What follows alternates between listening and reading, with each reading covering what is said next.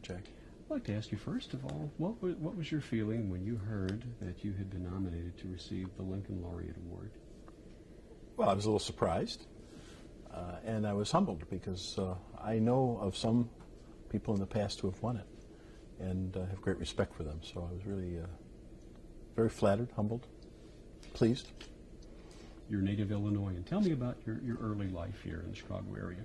I was born on the south side of Chicago and grew up in Chicago. One of the few people left, maybe, that hasn't moved too much. So it's been an important part of, Chicago's been an important part of my life. And went to school in the Hyde Park area and in Chatham, which is a neighborhood in the south side. Okay. Who were your early influences in life?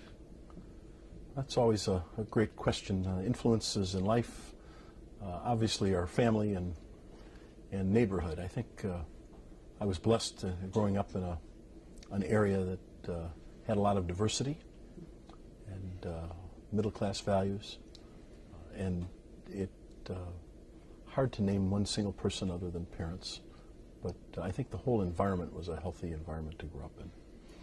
Did you have any early idea of what you would end up doing for your career, your professional life?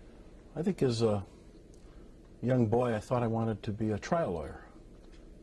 I'm not sure that ever was a good idea, but that probably was influenced more by Perry Mason books than any idea of what that meant. But business wasn't something on my mind in the early days. I need to ask, what is that noise? That was the elevator. Okay. And we're going to do a quick touch-up, really. Okay, that's Sorry, Jack. that's all right. No, not a problem. We'll let everyone get settled, and we'll pick up again. Yeah, thanks.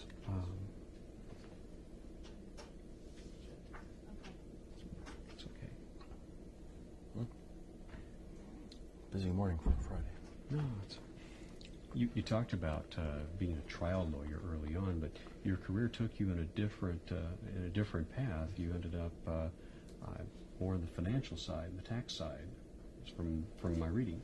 That's right. I went to DePaul University and majored in accounting, and became a CPA and went to work for Arthur Young and Company, and spent 18 years of my career at Arthur Young. So that was my first job after college. DePaul University has played a big part of your life, a big part in your life, and you've played a big part in the life of that university over the years. Tell me about some of the values that you picked up there and some of the vision that you received there, because you spoke about that in your acceptance speech, and I found that very, very nice. DePaul has been an important part of my life. I went to school there for 8 years, 4 years undergrad and 4 years night law school. And I taught at DePaul for approximately 10 years and been blessed to have the chance to be on their board of trustees and be their chairman. And I think a lot about DePaul. I think DePaul was teaching ethics before anybody thought that was important to do. DePaul taught me a lot about diversity, about access, about the importance of competence. And so it was, I think, a very important part of my life. You also spoke about the openness there. Excuse me. That's not a problem at all. Very dry, I'm sorry. Could I have some of that water, guys? Yes. You want to stop tape for a second? Sorry. It's okay. Ice water will make it worse. That's what I know the feeling. One of the comments you made in your acceptance speech had to do with the openness there. When they were asking you to be on the board and chair the board, you said, "Father, I'm not of this faith." Well, you know, well, we won't tell anybody. But, tell me about the role of a major Catholic university like that in today's highly secular world and the values that it brings to the world. I think DePaul University is got a unique character. It's urban, it's Catholic, and it's Vincentian. And it is got a student body made up of every faith. So it is teaching values that are consistent with being a Vincentian Catholic university, but they're values that I think all of us share, whether we're of the Catholic faith or not. And I found it to be a very important learning experience. Not just what we learned in class about business or law or English, but about ethics and values and people. And I think that's what's so attractive about what DePaul does. In addition to that, DePaul is one of those unique institutions that has always provided access to people. It's one of those universities that in its 110-year history hasn't ever had quotas. So people of all faiths and races and ethnicity have been invited there. They had women as students before women were allowed to vote in the United States. So it's that kind of a place, and it's why it's always been an important part of my life. And those values you just spoke about seem to be embodied in a lot of the corporate culture here at McDonald's. I may be jumping ahead a little bit here, but that's an extremely important part of this organization, and I think a lot of that comes from you and the people around you. I believe McDonald's has core values that are consistent with my own, and it's one of the things that attracted me to McDonald's, and it's one of the things that I think is important to keep alive and keep centered for the McDonald's system, so I consider it an important part of my job as the chairman and CEO. You came to McDonald's in what year? 1982. 1982. And what was the corporate culture like when you came here? What was the place like? Where was it heading? And how did you feel like you fit into that whole thing? McDonald's was one of my most important clients, actually, when I got hired, and I knew a lot of the people and had such great respect and affection for all of them that although it was a hard decision to join, in many ways it was an easier decision than most job decisions are, I think. One of the things that was very clear from the beginning at McDonald's is that the whole value structure was, I think, well understood. Ray Kroc, our founder, started this business talking about having values when we were poor, and we did. And there was a time that I joined that the values were very clear. Support of the community, giving back to the communities in which we do business was an important part of our ethos. That's how we thought about ourselves. We continue to feel that way today. There are things more important than selling hamburgers and french fries. We want to be an important part of a community. We want to evidence the kind of values and behaviors that are important for society. And I think our people all share that. And that was true in the beginning. I think it's every bit as true today. In your progress through the organization here at McDonald's, Marshall Berman, in his nomination speech, said that you went out and you learned the business from the perspective of the individual restaurant owners and operators. You went out behind the counter and saw how things were done. What did that teach you about things? I did spend a good deal of my time working in restaurants and with operators, a part of my whole education process about McDonald's. And Jack, I remember well the time I was working in a McDonald's restaurant assembling filet of fish sandwiches, and the 16-year-old supervising me, and I joined the company as an executive vice president, said, "Jack, go faster." And I looked at her and said, "I'm doing the best I can." So I think those experiences were terribly important to understand the business.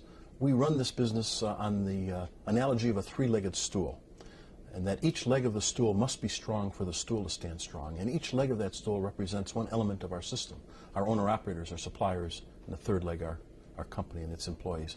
And understanding the business from the owner-operator's perspective, understanding the business from the supplier's perspective, is critically important, because we need all three legs of that stool to be strong. And the experience in our restaurants, understanding what it takes to run a great restaurant every day for customers, is just the most important thing we can do as executives. This is extremely important to streamlining the decision-making process from top to bottom and in between. I believe that's right. I think all big organizations have the challenge of making sure that they can focus on what's important to the customer, that they end up adding value and helping change and not becoming barriers. And I think the restaurant experience is what grounds us in what we do every day, and that's why it's so important to each of us. And McDonald's, let me see, I believe that may be your water. Is that okay? We'll let everyone get settled. Okay. Along those lines, you talked about McDonald's being the ultimate expression of the free enterprise system. How does this corporation embody that, from the teens who began their careers there all the way up through the executive ranks and everything in between? I do see McDonald's as an embodiment of the free enterprise system, and I think it starts with the fact that McDonald's means opportunity. It's an equal opportunity for success. It's not always a guarantee of success for everybody, but it is that opportunity for success. And I think that's true of our employees. It's true clearly of our owner-operators that have a chance to own and operate their own business but in the context of shared values, shared standards, and a shared brand. And it's also been true of our supplier network, which I think is unique in the world for quality and in terms of scope when you think of the 121 countries we're in. So I believe free enterprise lives and breathes at McDonald's because in reality we're an amalgamation of small businesses, since most of our restaurants are independently owned and operated around the world. And I think it's in that context that free enterprise has life and breath and excitement here at McDonald's. And in a real way, you're ambassadors for the free enterprise system around the world, being at work in 121 countries. I believe our 30,000 restaurants in those 121 countries are ambassadors for the free enterprise system. It is the franchising system which is at the heart of who we are, and I think it is an example of free enterprise. And we've been told by government officials over the years that they see not only that we bring technology and oftentimes food safety standards to a country that they might not otherwise have, but they also have recognized that this understanding of a service business and free enterprise is part of what we bring to many of the countries that we've opened in. Over the years, I've talked to a number of executives who have won the Order of Lincoln Medallion, and to a one, they've always said that, well, being involved in the community you serve is the best business you can do, because it's good for the community, it's good for the business, it's good for the people. And you've carried that to, I think, several levels here with McDonald's. And one of the things I did some looking over was the new social responsibility report that you have out this year. McDonald's is involved in a lot of different charities. It's involved in a lot of good works projects around the world. Why is that such a big part of this company? Our charitable efforts and our social responsibility efforts, I do think, start with the values of our founder, Ray Kroc, and giving back to the communities in which we do business. Being part of the community is just an essential part of how we think about the business. I think I'm most proud of our Ronald McDonald House Charities activity, where we've now given well over $300 million away to families and children in need around the world. In fact, Ronald McDonald House Charities is sponsoring the first ever World Children's Day event at McDonald's, where on November 20th we're going to raise money for children in all 30,000 of our restaurants. And actually we're partnering with UNESCO in some of this activity. And I think it's just one example of the kinds of things that only McDonald's could do and only McDonald's would do. I'd seen some work about the charities, and you have good publicity that gets that up, but I had no idea it had the worldwide reach that it does. Well, we're very proud of this part of the activity. I think it is true that when you do these kinds of things, that there are benefits to the business. I don't mean that it sells more hamburgers, but I think it makes this a very special place to work. It gives us all a sense of pride and community. And so I think there are real benefits to the business for that kind of activity. And of course, it's the right thing to do, so I think it's easy to do. Well, the right thing to do also carries over to some of the business practices, the best practices this organization has, along with animal welfare, environmental concerns, recycling. Could you elaborate on some of those, please?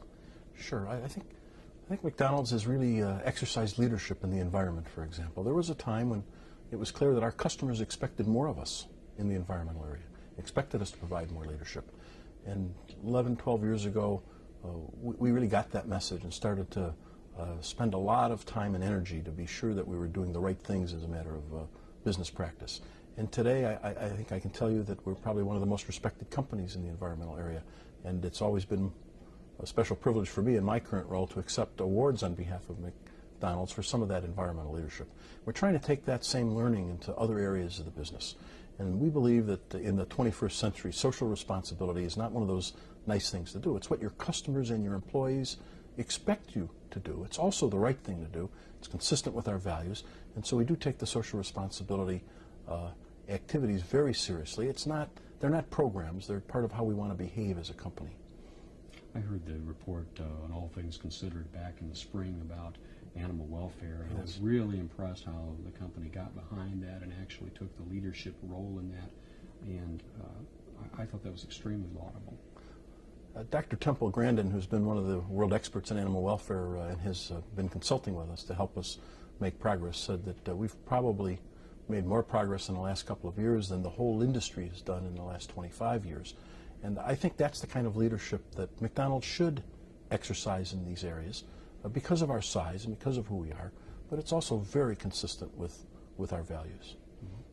Another value that McDonald's feels very strongly about, and you've taken it to heart too, it has to do with diversity. You talked about that earlier. You've worked in a number of different, not only inside McDonald's, but in corporate life in America. Could you talk to us about that a bit? McDonald's has a very special record in diversity. I don't think we're satisfied. I think we believe we have more to do. But I think our efforts in diversity, which are not required by law, but are just the right thing to do, are really grounded in a business strategy and in our values. And that is that we do value the team. And if the entire team is grown up the same way and has the same ideas, it's not the same energy as a team that has diverse views. So at the heart of our diversity efforts is a belief in the diversity of the team and in leveraging a team to improve the business. And that leads you to hire people of all races and genders and faiths, ethnicity, and that's exactly what we've done. And I think we've got a great record on diversity. Our owner-operator system is reflective of the community at large. Clearly our employee base is as well. And as I said, I think there's more to do here. This is not something that you ever think is exactly right, but I think our record would stand out among big companies in America. I'd like to go back a little bit to public service. You, of course, obviously have great attachment to DePaul University, but you're also active in other areas. For a corporate executive, there are a lot of demands on your time. What is the reward and the rationale for being involved in economic development activities and the like here in Chicago and around the country?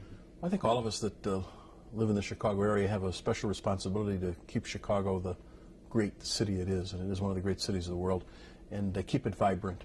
And that means you got to support the community programs. It's not just economic development, but it's things like the Field Museum, which is such a treasure, the Chicago Symphony, some of the other things that we are especially proud of in Chicago. And for all of us that live here and benefit from the environment of living and working in Chicago, we just have a responsibility to make sure that continues and grows. And as an employer, I think there is a benefit to companies to step up and help, because it is easier to attract talent when you're trying to hire people to come to the Chicago area when we have such a fabulous, vibrant city. And it is a great place to live, as I think you know.